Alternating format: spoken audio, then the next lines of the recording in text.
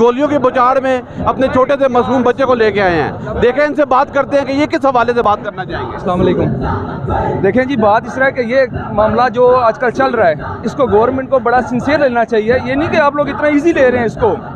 ٹھیک ہے, میں جو ہمارے وزیر خارجہ ہیں پاکستان کے, وزیر اعظم ہیں اور وزیر داخلہ شیخ صاحب, بالخصوص شیخ کے لیے, شیخ رشید کے لیے ایک بات کہوں گا. آپ کو اس علاقے کے ووٹر ہیں؟ الحمدللہ اس علاقے کا ووٹر ہوں اور بغیرت ووٹر ہوں کہ دوبارہ اس بغیرت کو فون کر کے ہم لوگوں نے اس کو ووٹ دیے. ٹھیک ہے, کس وجہ سے کہ اس نے کہا جی کہ میں ختم نبوت کا مجاہد ہوں.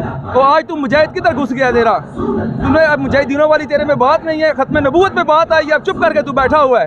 بغیرت سامنے آ, تجھے پتہ چلے کہ آج تو نے یہ کیا کام کیا کہ وزیر داخلہ بننے کے بعد تو نے ختم نبوت پہ آ کے سارا کچھ کر دیا ہے. میں اپنا یہ بچہ لے کے آیا, وہ مجھے اپنے ماں باپ کی قسم کہ اگر آج یہاں سے میرا بچہ میں بھی زندہ نہ جاؤں مجھے پرواہ نہیں ہے. میں ختم نبوت کے لیے قربان ہونے کے لیے تیار ہوں.